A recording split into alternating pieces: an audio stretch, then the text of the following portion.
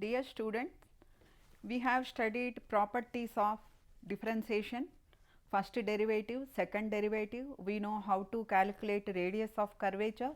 We know how to find the point of inflection when the function is increasing and decreasing. In this lecture, we are going to study about the singular points, asymptotes, how to draw a curve given by f of x y is equal to 0. Now, what are the singular points? Singular point is a point where the curve behaves in a different manner. That means, as a formal definition, we define if k branches of a curve passes through a point P of the curve f of x y equal to 0, where k is greater than 1, then P is called a singular point or a multiple point of order k. Singular points of order 2 are also known as double points. Let us study in detail. There are two types of singular points.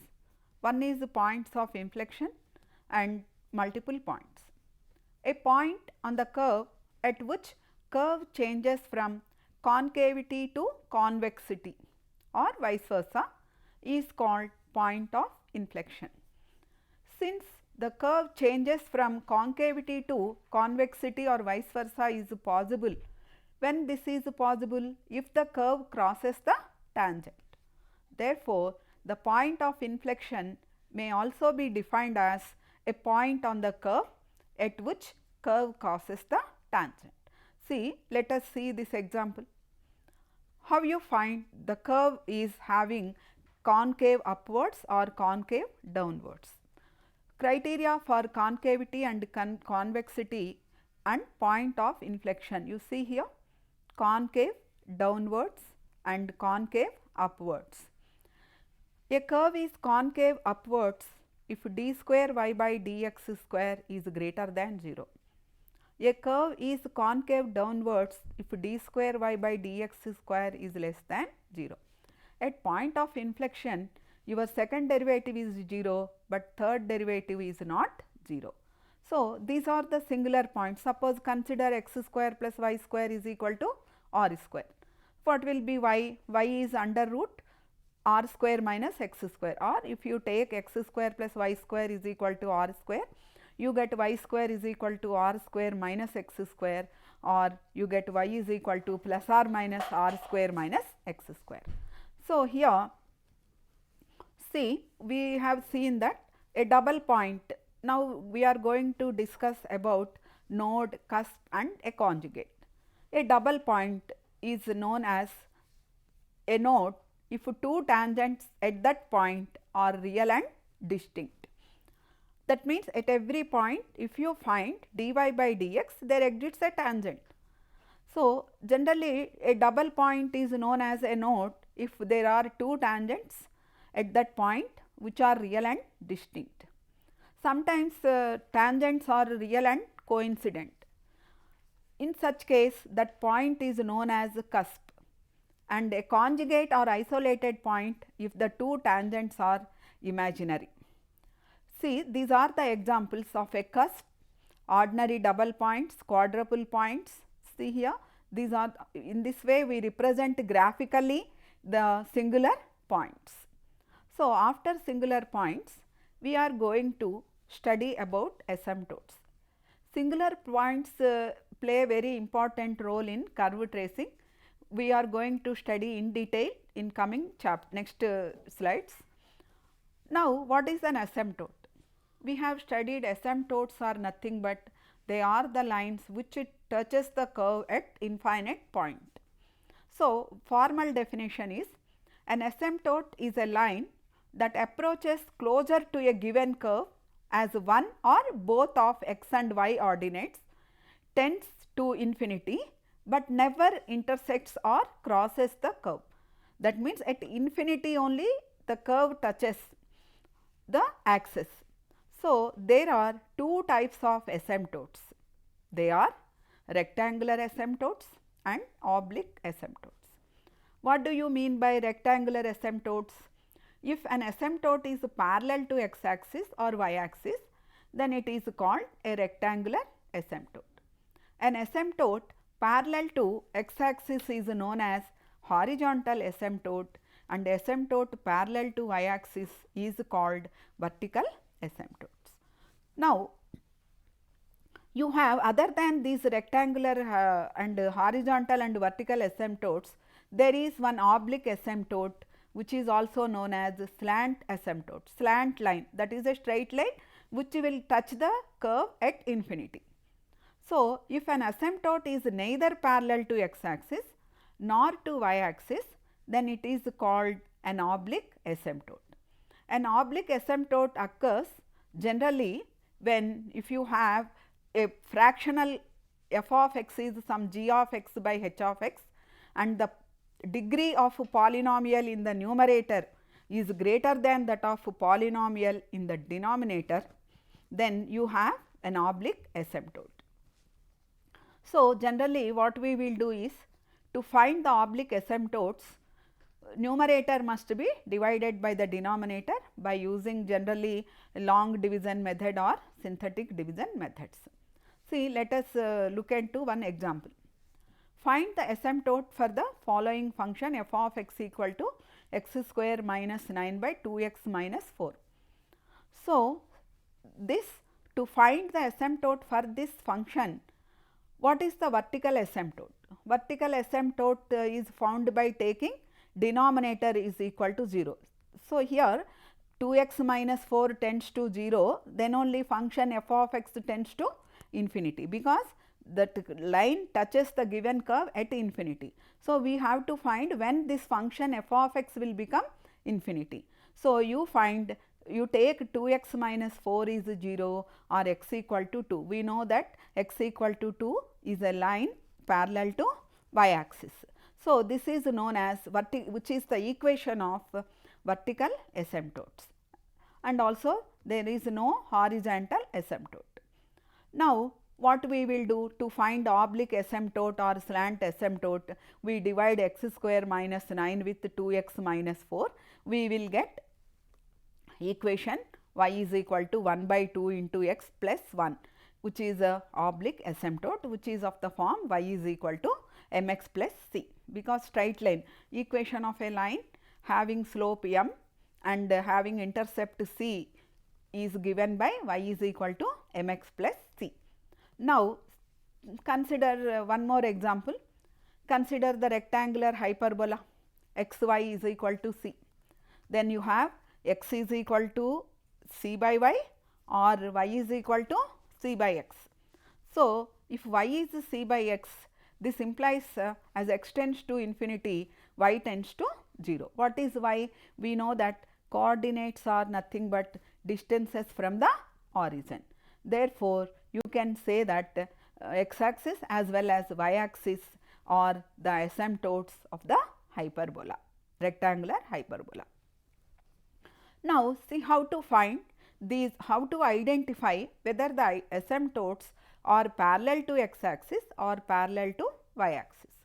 So, how you obtain? We obtain the asymptotes parallel to x axis by taking the coefficient of highest power of x in the equation of the curve to 0. Listen carefully, here we obtain the asymptotes parallel to the x axis by taking the coefficient of highest power of x in the equation to 0. At the same time, we obtain the asymptotes parallel to y axis by taking the coefficient of highest power of y in the equation of the curve to 0. A straight line y is equal to c is asymptote of the curve f of x y equal to 0 if and only if y minus c is a factor of the coefficient of the highest power of x in f of x y. So, in this way we find the asymptotes. Let us see one example. Consider the equation x square y is equal to 2 plus y. Take in the form of f of x y is 0, which is x square y minus 2 equal to 0. What is highest power of x? Highest power of x is 2. So, what is the coefficient of highest power of x? That is y. So, y equal to 0 is an asymptote. We know that y equal to 0 is nothing but x axis. So, x axis is an asymptote. What is the highest power of y here? 1. And what is the coefficient of y? It is nothing but you take y common, you will get x square minus 1.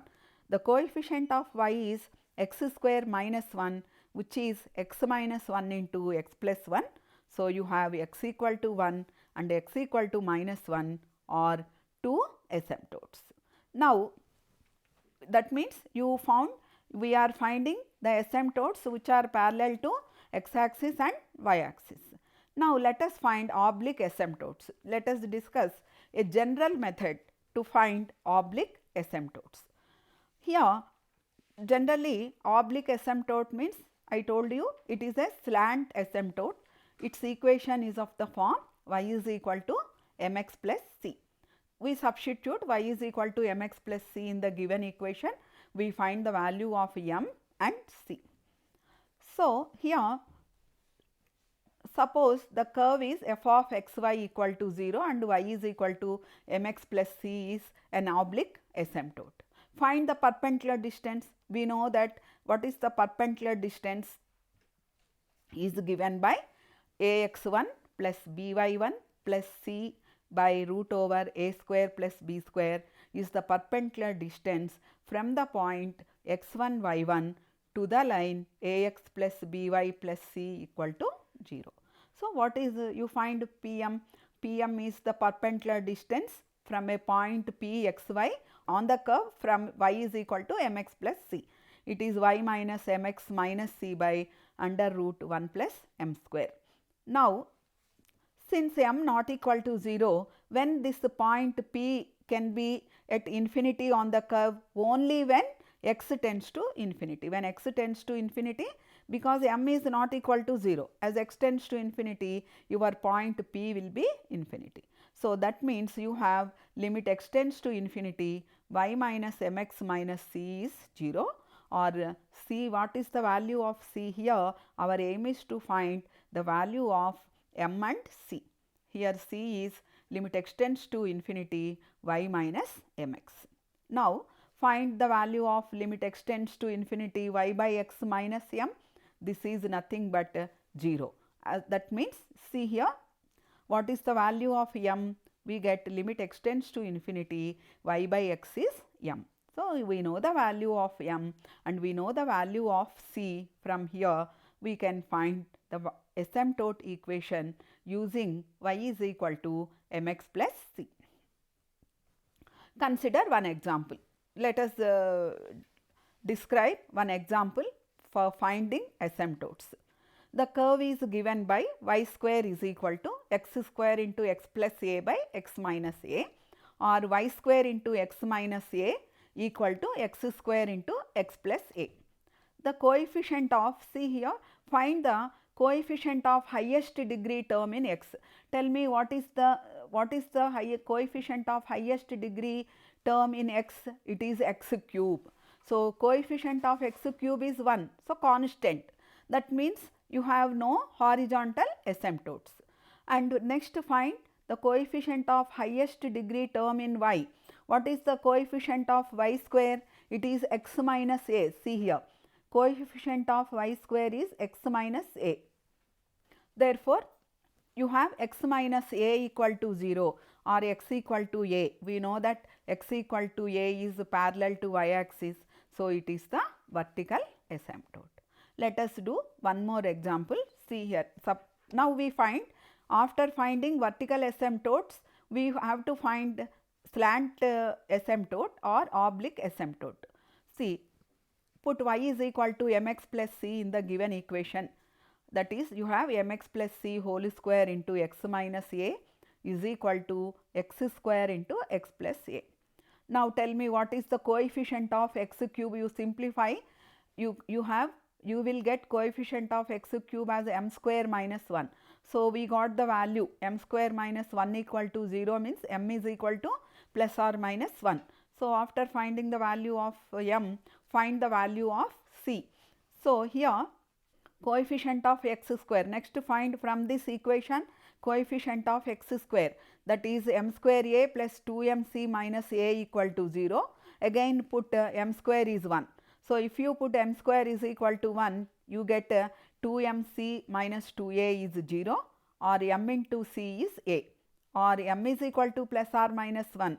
If you substitute, you get c is equal to plus or minus a. So, substitute value of m and c in the equation y is equal to mx plus c.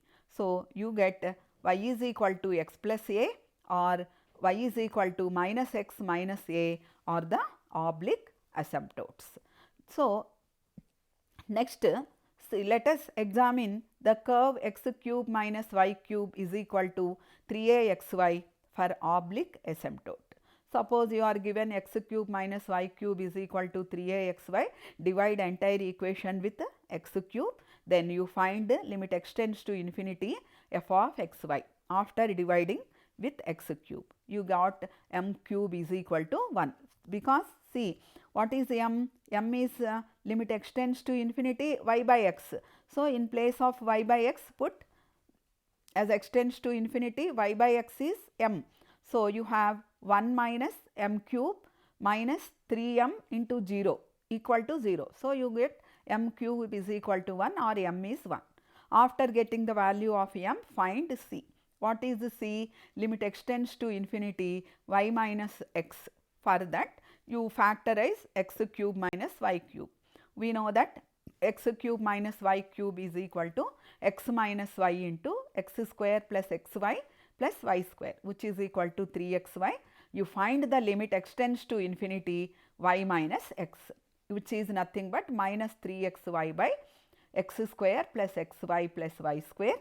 You calculate or divide the numerator and the denominator with xy, we get c value as minus 1.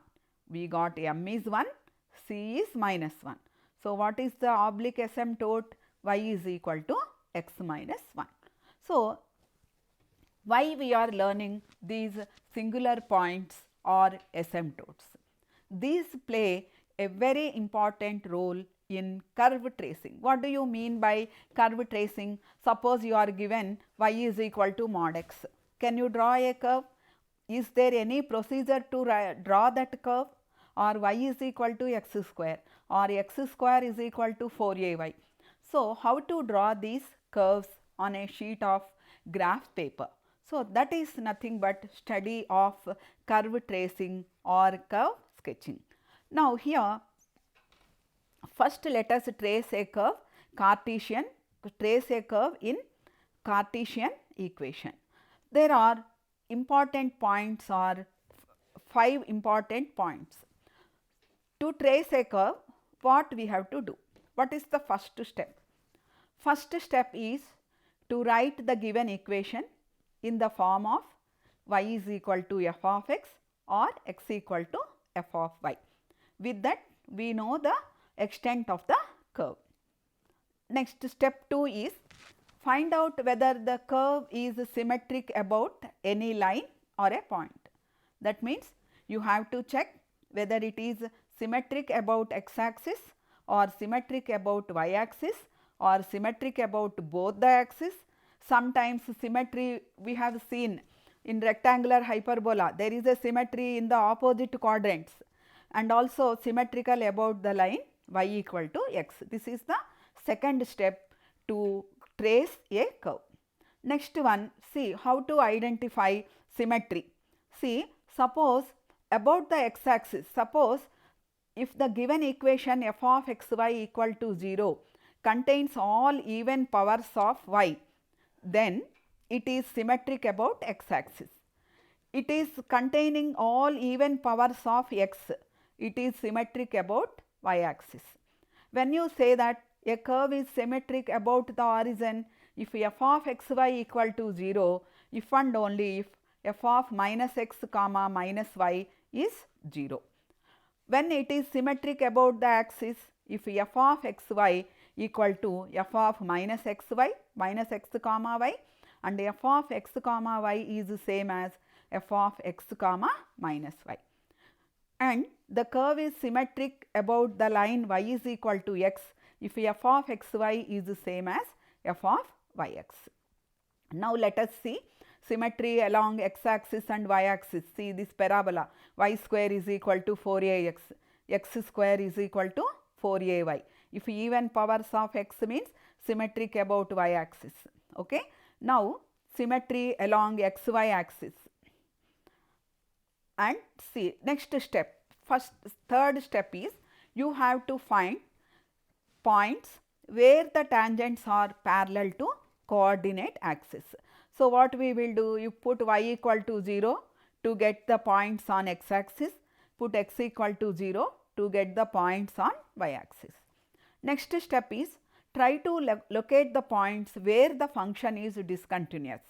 If at all, if the function is not continuous at some points, locate those points. Step 5 is find dy by dx. I told you, if you know the range of a function, that means if you know what is the maximum value and minimum value, then only you can draw a curve. So, for that, as a fifth step, calculate dy by dx. This will help in locating the portions where the curve is rising or falling, or the points where it has a corner.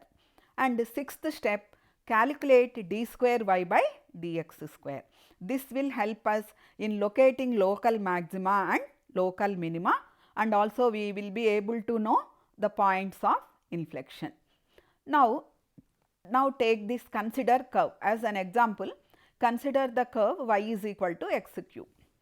Now, x y lies on the curve, y is equal to x cube, and if you take minus y, it is minus x cube. That is, minus y is equal to minus x whole cube. That means minus x comma minus y lies on the curve. This means that the curve is symmetric about the origin. That means whenever f of x y equal to 0, if and only if f of minus x comma minus y is 0, then the curve is symmetric about the origin. So, thus it is sufficient to draw the curve above the x axis and join it to the portion obtained by rotating it through 180 degrees about the positive x axis in anti-clockwise direction. Now, here you have x cube is y, means x is equal to cube root of y. So, this must be positive. So, positive means there is no portion of the graph in the second quadrant. The curve meets the coordinate axis only at the origin. And what is dy by dx? That is 3x square. That means because x square is positive, you have dy by dx is equal to 3x square, which is greater than or equal to 0, and dy by dx at x equal to 0 is 0, and d square y by dx square is 6x. Now, see, this implies that there are no extreme points and that origin is a point of inflection. The graph has no asymptotes parallel to the axis because x tends to infinity or x tends to plus infinity or y tends to plus or minus infinity, they are not 0. So, limit x tends to infinity, y by x is infinity. This means that the curve does not have oblique asymptote also. If you do not have a slope, means it has no oblique asymptote. The curve is a single branch, hence it has no singular point also. Only one branch of the curve means it has no singular point. So, like this you can trace the curve. And one more example, let us see what are the points we have to discuss. We have taken one small curve y is equal to x cube. Now, we are going to trace the curve x cube plus y cube is 3axy. I told you 5 points to do to trace a curve. First one, symmetry. See, if you find what is f of xy, f of xy is x cube plus y cube minus 3axy. Suppose if you find f of yx, it is also x cube plus y cube minus 3axy only. So, that is the reason this curve is symmetrical about the line y is equal to x, and also there is no constant term. So, it passes through the origin. That means, and the tangents at the origin are x into y is 0, that means x is 0, y is 0. That means, origin is a double point, it is a node and this is a node. Now, at asymptotes, how to find asymptotes? It has no asymptotes parallel to axis. Now, putting y is equal to m and x equal to 1, we get phi of m is equal to 1 plus m cube, and phi of m equal to 0 gives m is equal to minus 1, and put x equal to 1 and m equal to 1, you will get psi of m is minus 3 am. So, when m is minus 1, you have c value is minus 3 am by 3 m square, which is minus a by m minus a. Now, we can easily say that m value we got minus 1, c value also we got minus 1. So, you have y is equal to minus x minus a is an asymptote. Next, we will find the points. First, we find where it meets the axis. Generally, because there is no constant, the function, the curve will meet the axis at origin only. So, when y is equal to x, substitute y equal to x in the given equation, you get 2x cube is 3ax square, that is x equal to 0 or 3a by 2. Therefore, the curve crosses the line y is equal to x at 3a by 2 comma 3a by 2. So, look at this, find the point of intersection of the curve. So, this is the equation of the curve after tracing the curve, discussing all the points. Now, we can trace when it is in a parametric form also. For parametric forms means the set of points x comma y equal to f of t comma g of t described by these equations, when t varies in an interval form a curve called a parametric curve. We all of us know that x equal to f of t, y equal to g of t are called the parametric equations of the curve. Suppose how you study symmetry when the curve is in parametric form. So, curve is symmetric about x axis means replace t by minus t, x remains unchanged and y changes the sign, then the curve is symmetric about x axis. About y axis, replace t by minus t, x changes the sign and y remains unchanged. So, then we say that the curve is symmetric about y axis, and if you replace t by minus t, both x and y change the sign means the curve is symmetric about the origin. So, point of intersection we will find, and then tangents we will find. How you find tangents? Dy by dx. What is the dy by dx? Dy by dt divided by dx by dt. So, we will form the table of values. So, suppose this is the curve tracing of the curve when it is in parametric form, x is equal to a cos cube theta, y is equal to a sin cube theta. This is the curve. So, this is x equal to a into theta plus sin theta, y is equal to a into 1 plus cos theta. Look at this. These are the shapes of the different parametric curves. Dear students, in this lesson we have studied what are the singular points, what are the asymptotes, singular points, and what are the asymptotes, and then we have traced the curve. We found we found the vertical asymptotes, horizontal asymptotes and oblique asymptotes for the given curve. And also we have learnt what are the different steps are useful to trace a curve, that means to draw a curve on a sheet of paper when it is in Cartesian form or in parametric form. Thank you.